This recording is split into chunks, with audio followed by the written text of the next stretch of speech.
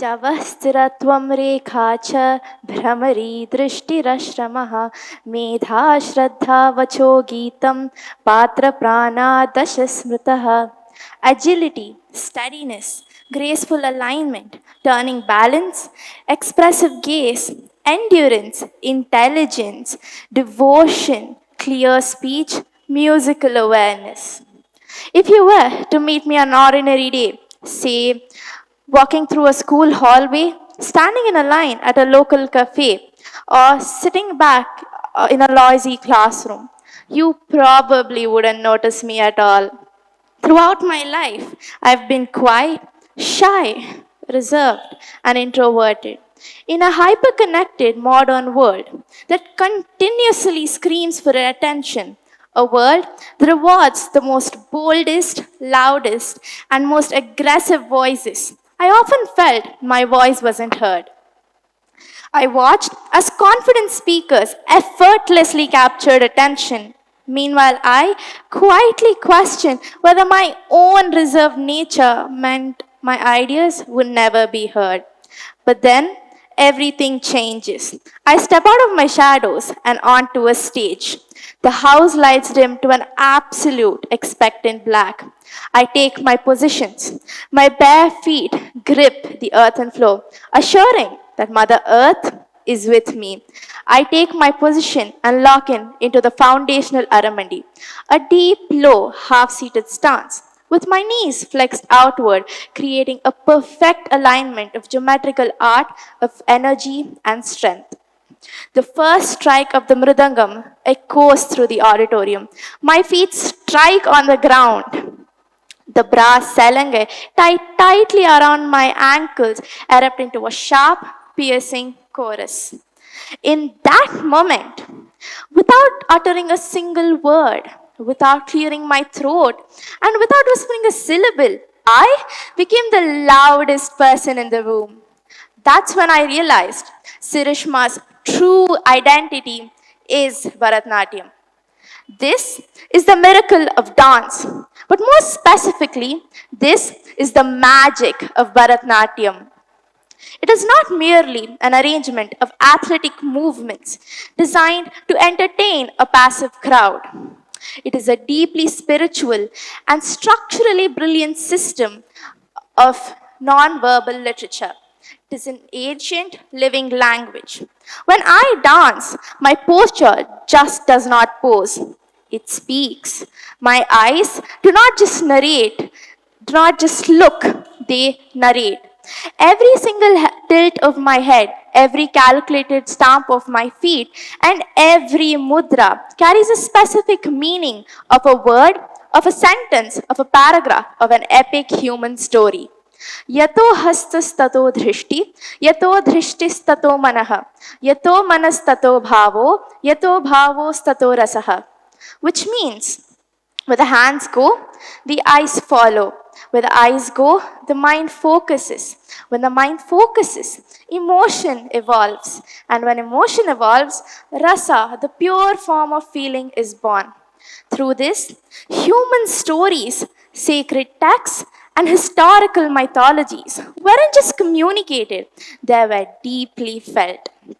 This is an art form in an ancient script called Natya Shastra, which was written over 2000 years ago by the sage Bharatanatyam. It was known as a sacred text because it depicted abstract human emotions, complex spiritual stories, and historical mythologies, and translated them into a visual medium that anyone, regardless of language or literacy, could easily understand and feel. Through abhinaya, the art of facial expression, a dancer can communicate cosmic joy, devastating anger, absolute tranquility, heartbreak, and love with a subtle shift in their gaze. But let's be completely honest with the world we live in today. The modern world is hyper accelerating and is currently operating on the currency of instant gratification. If a video does not have an idea that is eye catchy, it is discarded. And if a video does not have a flashy transition, within 15 seconds, it is being discarded. We have trained our minds to demand everything fast, hyper-stimulating, and easily consumable. We are living in a world where we want everything to be fast, everything eye-catchy, and everything to be as interesting as everything is. So for this, what we are doing is we are cutting our cultures and traditions. We are re-editing it and aggressively rewriting it to fit into the modern mold. We are saying that this is to make our cultures and traditions relevant to the global audience. We are told by influences and even by our peers that this is a good thing. They call it modernization. They claim that if we do not re-edit our cultures to fit into the world, we will destroy the art form that is surviving right now. They say that the modern world will not take it into account if it does not exactly make them feel what our cultures and traditions are. We are remixing everything with modern contemporary musical patterns. We are in a generational divide. Our parents and grandparents grew up in a completely different artistic philosophy, the Guru Shishya Parampara. Every dancer to learn a separate item in a margam took months to master just the foundational footwork. They understood that you can only express emotion when you truly understand it, sweat in the studio, and let the history of art form settle into your bones. However, we do not want to wait for months. We want to record it on our phones, practice only for a few minutes, post it online, and watch the view count rise. But let me ask the hard question. If we do not respect the living history book and we treat it as a rough draft just to rewrite it, and just because our friends have a short attention span, what are we trying to convey? If we rewrite our history instead of respecting it, we are sending a dangerous message. We are saying that our culture is relevant only if it meets the demands of the modern market. And this leads me to the absolute core of my argument. A warning that I want to give my generation. If we lose the original blueprint of our traditions, what will the modified versions actually teach? Take this for an example.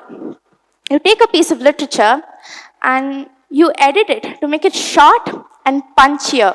The next person who reads it will not read the original form, they read your edited version. The next person will summarize your summary.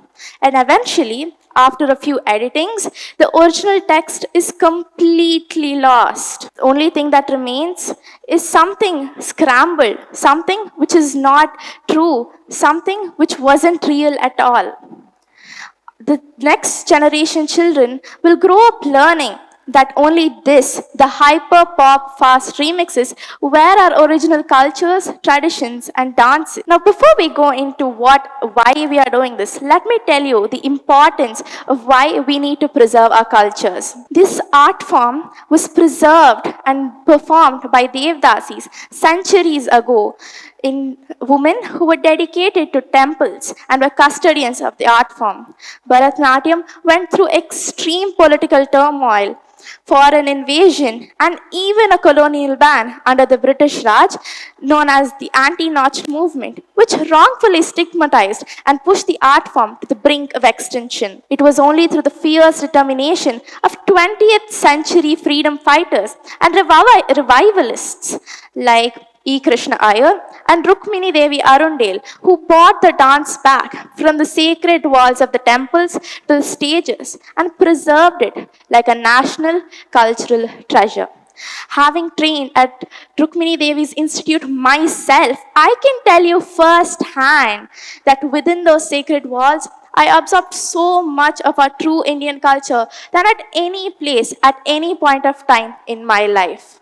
Now, we What are we doing? All we are doing is fitting that slow paced, beautiful storytelling art form into a 15-second video clip where you speed up things, you chop them into frantic pieces, and you're relating it to a trending audio clip. It makes no sense. Something which was telling a story, an ancient story of how humans were, we're changing it to just some random beats that don't send any meaning, that don't make any sense at all. Coming to the point, I want to challenge every young artist, every dancer, every musician, and every storyteller sitting in this room or watching this. Stop thinking that if you change your inheritance only, you will meet the demands of the modern market. Stop thinking that your tradition is only relevant because it is fast, hyper mixed, and is relevant to the global audience. Instead, let us come together. Let's persuade the audience to look up, put their phones down, and follow the beats of the ancient rhythm. Let us proudly present our culture as it was always intended to be: raw, disciplined, powerful, and completely unfiltered. When I walk off the stage, I will go back to the same exact person as I was, quiet and shy. But within me, I will carry a story, I will carry an ancient rhythm that cannot be rushed, a historical story that cannot be erased, and a silent voice that cannot be drowned out.